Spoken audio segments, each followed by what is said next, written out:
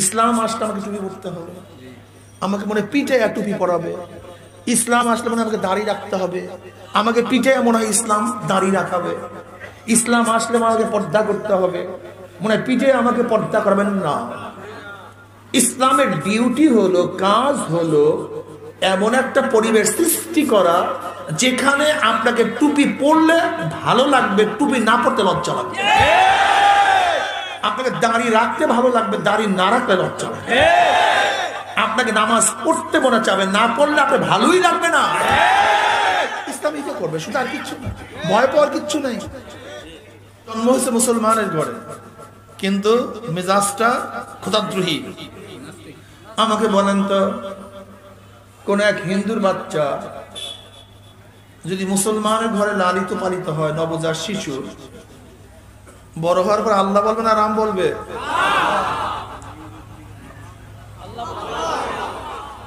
খেয়াল দিয়ে প্রশ্নের জবাব দিতে হবে। এই প্রশ্ন করলেই বুঝতে পারবে আপনাদের খেয়াল কোথায়। কি কথাটা বোঝাতে পারি?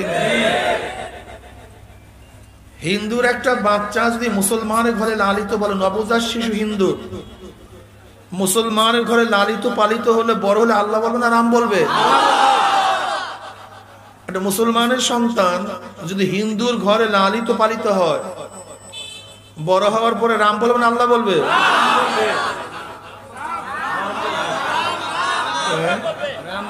কি বলবেন? বাচ্চা মুসলমানের বলছে, বাচ্চা হিন্দুর বলছে, কারণটা এইটা আমাদের, এইটা গবেষণা করতে হবে। এইটা গবেষণা করলে হাজারো লক্ষ প্রশ্নের জবাব চলে আসবে। বাচ্চা মুসলমানের বলছে রাম, বাচ্চা হিন্দুর বলছে আল্লাহ। জন্ম কোনো সাবজেক্ট না, জন্ম কোনো বিষয় না, জন্ম কোনো ব্যাপার না, জন্ম কোনো নাকি ভাই, মূল ব্যাপার শিক্ষা পরিবেশ। হ্যাঁ, মূল ব্যাপার শিক্ষা পরিবেশ। শিক্ষা পরিবেশ মূল সাবজেক্ট হলো শিক্ষা পরিবেশ, জন্ম কোনো ব্যাপার না।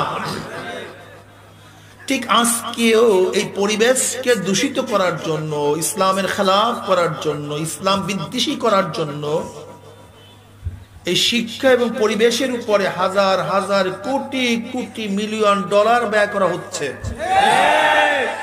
যেন মুসলমান সন্তানরা জন্ম হইবে মুসলমানের ঘরে কিন্তু ইসলাম বিদ্বেষী হবে।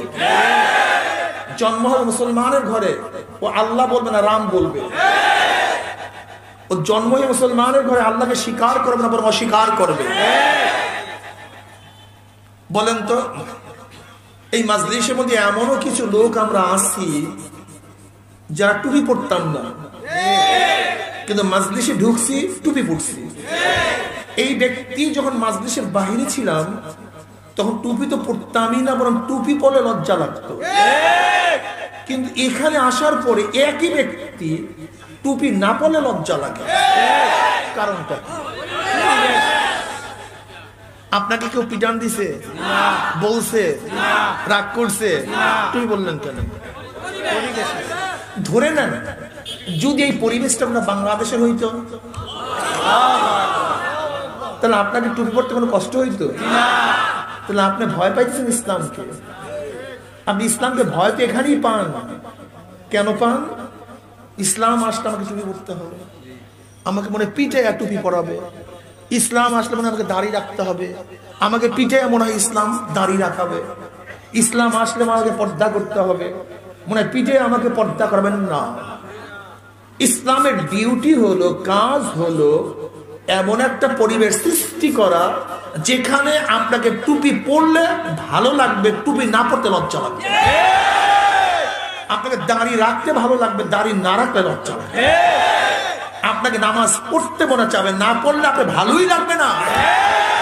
ইসলামই তো করবে, শুধু আর কিচ্ছু না, ভয় পাওয়ার কিচ্ছু নেই। আপনি ভাবতেছেন আমি গাঁজা সেবন করব কিভাবে, আমি গাঁজা খাই প্রতিদিনে এত, আমি মদ ছাড়বো কিভাবে? অনেকের ধারণা, ঠিক না? মদ ছাড়বো কিভাবে? আমি মদ পান করি, আমি সুদ খাই, ঘুষ খাই, এই অপকর্ম থেকে আমি নিজেকে বাঁচাবো কিভাবে?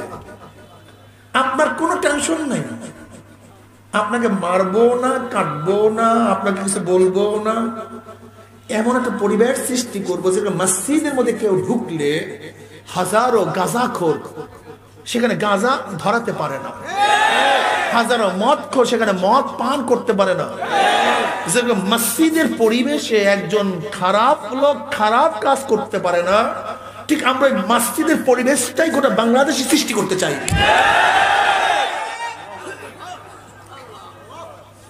হবেটা কি? তাহলে মসজিদে বৈশা যেই কাজ করতে আপনার মন আপনার বিবেক বাধা দিছে, আমার বাহিরের পরিবেশটা এমনই হবে যে গর্হিত কাজ করতে আপনার বিবেক আপনার বাধা দিবে। এটা তো হাদিসের মিসদাক। নবী আলাইহিস সালাতু ওয়াস সালাম বললেন, আমি অচিরেই এমন একটা সমাজ উপহার দেব, মদিনার থেকে হাজরা মাউত পর্যন্ত যুবতী সুন্দরী সুশ্রী এক মেয়ে একা একা হাঁটবে, ইফতিজিং এর শিকার হবে না, ধর্ষিত হবে না, লুণ্ঠিত হবে না। হ্যাঁ বুঝেন, এই মাত্র যে বয়ান করছি হাদিসের সাথে, মানে এই বিস্তীর্ণ এক এলাকার মধ্যে এমন সুন্দর পরিবেশ সৃষ্টি করব, গোটা এই এরিয়ার যুবকগুলি সব আদর্শবান হয়ে যাবে। গোটা এরিয়া সমস্ত পুরুষগুলি আদর্শবান, নীতিবান, চরিত্রবান হয়ে যাবে। একজন পুরুষেরও চরিত্র খারাপ থাকবে না, যেহেতু সমস্ত পুরুষ চরিত্রবান।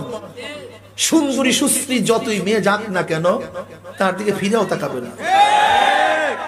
কি ইসলাম সহজ না কঠিন? আপনারা এই তো বুঝছি।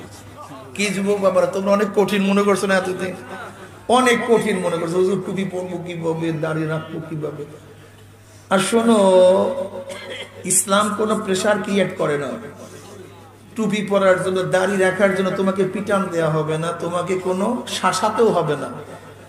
ব্যাস তোমার মধ্যে সুন্নতের মোহাম্মত এমন ভাবে ঢুকাইয়া দেব, তোমাকে বাধ্য করবে সুন্নত অনুযায়ী চলার জন্য। ঠিক না? ইসলাম খুব মজার জিনিস, খুব ভালো জিনিস, ঠিক না? আপনি কি বুঝলেন? এই বিশাল এক এলাকার মধ্যে একজন যুবতী সুন্দরী সুশ্রী মেয়ে একা একা হাঁটবে, ইফতিজিং শিকার, লুণ্ঠিত, ধর্ষিতা। তার মানে গোটা এরিয়ার পরিবেশটা আদর্শবান, নীতিবান। সমস্ত যুবকরা আদর্শবান, নীতিবান। কথা ঠিক না? এর জন্য এখান থেকে মেয়ে যাক না, যে যায় যাক, ওর দিকে তাকাবার কোনো সুযোগ নেই। সমস্ত মানুষগুলি দরিদ্র সীমার উপরে চলে গেছে সব।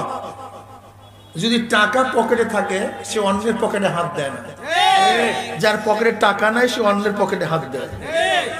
তার মানে এই গোটা এরিয়ার যত যুবক আছে, যত পুরুষ আছে, যত মানুষ আছে, সব দরিদ্র সীমার উপরে চলে যাবে, সব ধনী হয়ে যাবে। বিশ্বাস হয় না আপনাদের? হ্যাঁ, ইসলামী অর্থনীতি অ্যাপ্লাই করলে আগামী 5-10 বছরের মধ্যে বাংলাদেশে একজন গরিব পাওয়া যাবে না। হ্যাঁ, একজনও গরিব পাওয়া যাবে না। না পাওয়ার কারণটা কি? বর্তমান ব্যাংকের মধ্যে যে টাকা মজুদ আছে তাতে প্রতি বছর 30-40 হাজার কোটি টাকা যাকাত আসে। এইগুলি সব গরিবদের। ধরে নেন আমাদের দেশে মোট জেলা কয়টা? 64টা। ধরেন 64টা জেলা। যদি আমরা প্রতি বছর এই টাকাগুলি শুধু গরিবদের জন্য ইন্ডাস্ট্রিজের বা গরিবদের পিছনে ব্যয় করি, 5টা-10টা জেলাকে চকআউট করে, যে 30,000 কোটি টাকা শুধু গরিবদের ইন্ডাস্ট্রিজের জন্য, এই 30,000 কোটি টাকা শুধু এই জেলার, এই কয় জেলার গরিব ইন্ডাস্ট্রিজের জন্য। তা ওই ইন্ডাস্ট্রিজের মালিকও গরিব, শ্রমিকও গরিব। তা আমি কি আমার ইন্ডাস্ট্রিজের মধ্যে আন্দোলন করব, সংগ্রাম করব? তাহলে আমার ইন্ডাস্ট্রি বন্ধ হয়ে যাবে, প্রোডাকশন বন্ধ। কি কথা ঠিক না? ইন্ডাস্ট্রির মালিকও আমি, শ্রমিকও আমি, লাভও আমার, লসও আমার। আমার ফার্মে আমি কাজ করি, মজাটাই ভিন্ন। কি কথা ঠিক না? আগামী 10 বছরের মধ্যে দেখবেন বাংলাদেশে কেউ গরিব নেই, জাকাত দেওয়ার লোক পাবেন না। নবী আলাইহিস সালাতু ওয়াস সালাম এমন এক সমাজ উপহার দিয়েছেন, উমর ইবনে খাত্তাব রাদিয়াল্লাহু তাআলার জমানায় যাকাতের টাকা নিয়ে ধনীরা গলিতে গলিতে ঘুরছে, কিন্তু কোন গরিব পাওয়া যায় না যে হাত পাতে আমাকে যাকাত দাও, পাওয়া যায় না, সব ধনী। আমাকে অনেকে প্রশ্ন করল, ইসলাম আসলে উন্নয়ন কি হবে? আমি বললাম এক কথায় বলবো না অনেক কথায় বলবো। বলে হুজুর এক কথায় বলো তো বেশি সুবিধা হয়। আমি বললাম বর্তমানে যে উন্নয়ন হয় তার 70% উন্নয়ন বেড়ে যাবে। যদি এখন রোড হয় 30টা, আরো 70, কয়টা? এখন যদি কাজ হয় 30, আরো 70, কত? এখন যদি বিল্ডিং হয় 30টা, আরো 70, কত? কিভাবে? বর্তমান বরাদ্দকৃত টাকার 100 টাকায় 70 টাকা চুরি হয়, 30 টাকার কাজ হয়। যদি ইসলাম আসে 100 টাকায় কত পার্সেন্ট বাড়বে? বুঝলেন?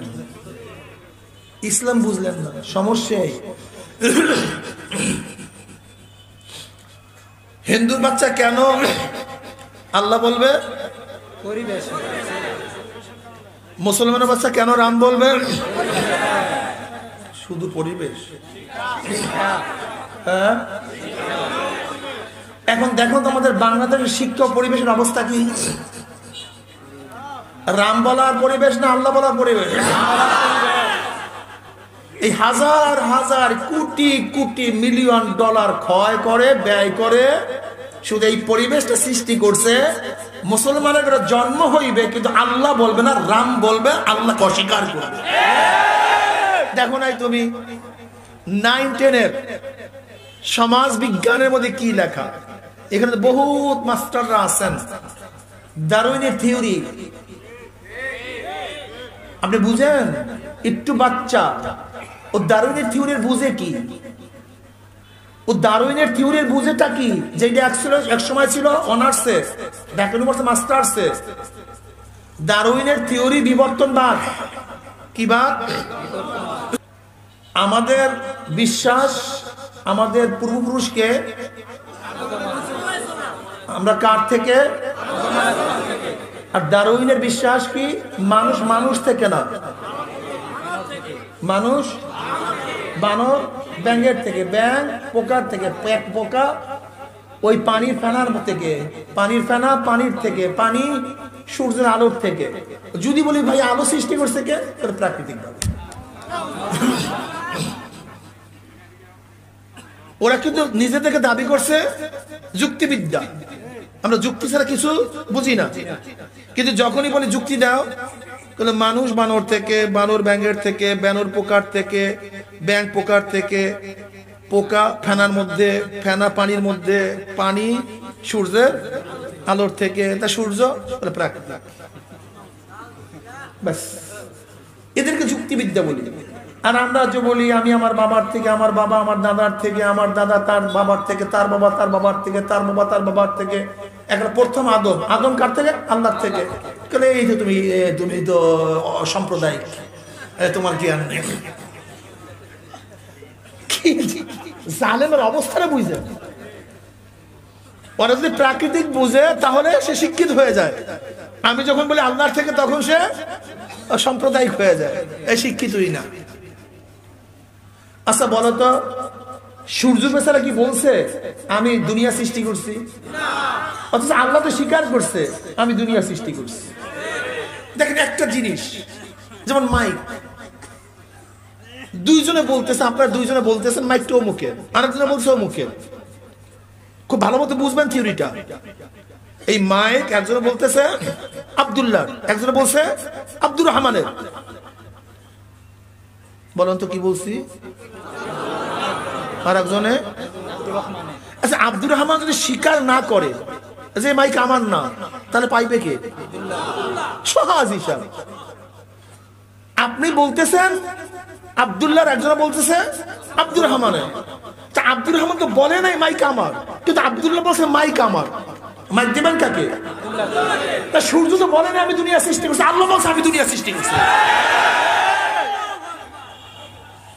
সূর্য তো কোনো জায়গায় বলে নাই যে আমি দুনিয়া। তুমি বলতেছ সূর্য, আমি বলতেছি আল্লাহ, দুইজন। তুমি বলতেছো, আমি বলতেছি, কিন্তু সূর্য কোন জায়গায় দাবি করছে যে দুনিয়া আমি সৃষ্টি করছি? কোন জায়গায় আছে কোথাও দেখেন তো বই কিতাবে?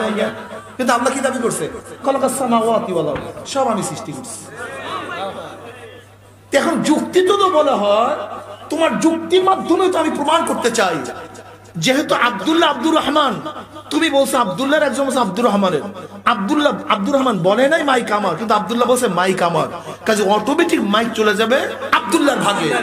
যেহেতু তুমি বলছো সূর্যের থেকে, সূর্য দাবি করে নাই যে আমি দুনিয়া সৃষ্টি করছি, আসমান সৃষ্টি করছি, কিন্তু আল্লাহ বলছে আমি আসমান সৃষ্টি করছি, দুনিয়া সৃষ্টি করছি। কাজে আমার যুক্তি হলো আল্লাহর সব সৃষ্টি। কথা ঠিক না? সেই দারুণের থিওরি কেন শিক্ষা দেওয়া হচ্ছে? কারণটা কি? যদি আজকে যুবকদের, আমাদের ছাত্রদের মাথার মধ্যে এইটা থাকে যে স্রষ্টা বলতে কেউ নাই, আমরা প্রাকৃতিক ভাবে জন্ম হয়েছি, এরপর যদি আপনাকে বলি নামাজ পড়েন, আপনি কি বলবেন? কারণ আপনি তো আল্লাহকে বিশ্বাস করেন, নামাজের হুকুম কি করছে? আল্লাহ। নামাজ পড়বেন কেন? যদি বলি রোজা রাখেন, কি বলবেন? কারণ আল্লাহ নাই, সোজা কথা। যদি বলেন কোরআন আল্লাহর কিতাব, আপনি বলবেন কি? আল্লাহ নাই, এর মানুষের কিতাব। যদি জান্নাত আছে, বলবেন বলছে কে? কোরআনের মধ্যে। কোরআন তো বিশ্বাস করে, মানুষের কিতাব। বলি জাহান্নাম, জাহান্নাম বলছে কে? কোরআনের মধ্যে। কোরআন তো মানুষের কথা, এটা তো আল্লাহর কথা না, মানবো কেন? এর জন্যই দেখবেন নাস্তিকদেরকে আপনি যতই বয়ান করেন না কেন, যতই কথা বলেন না কেন, যতই কোরআনের কথা শুনেন না কেন, সে আপনার কোরআনের কথা শুনে না, বুঝে না। এর মূল কারণটা সে কোরআনকে আল্লাহর কিতাব মনে করে। মূল হলো বিশ্বাস। সব কিছুর মূল কি? বিশ্বাস। যেমন আমি যদি আজকে সারা রাত্র কালীর এবং দেবীর গুণকীর্তন বয়ান করি, যে দেবীকে পূজা করলে, কালীকে পূজা করলে এই সওয়াব, আগামীকাল কে কি গিয়া দেবীকে সিজদা করবেন? কালীকে কে কি পূজা করবেন? কারণটা কি? তাহলে মূল কি? মূল হলো বিশ্বাস। আমার বিশ্বাস নাই বিধায়ী সারা রাত্র কালীর পূজা, কালীর ফজিলাত বয়ান করলে, প্রশংসা করলে আমার মনের মধ্যে আসর করে না, যেহেতু আমি কালীকে বিশ্বাসই করি না।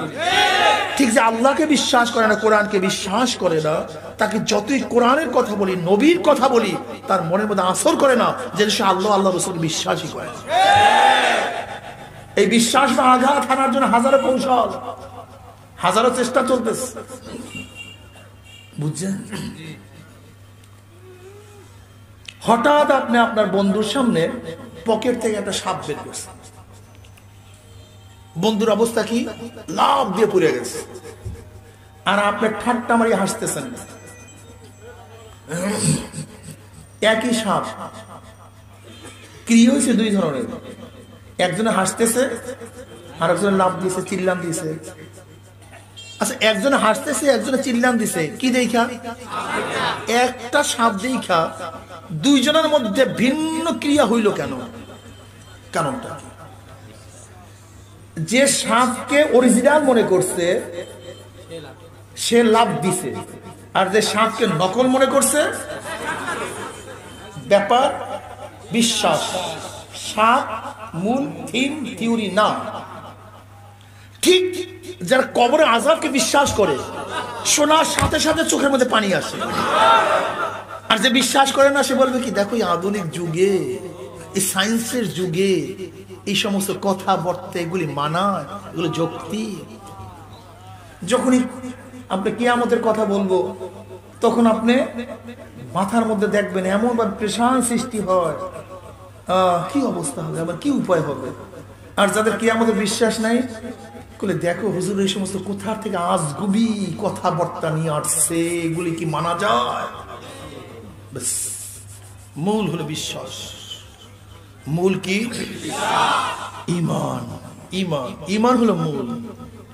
ঠিক এই ঈমানের উপরে আঘাত করতে করতে করতে করতে করতে করতে কিছু মানুষের ঈমান মৃত্যুর পর্যায়ে চলে গেছে।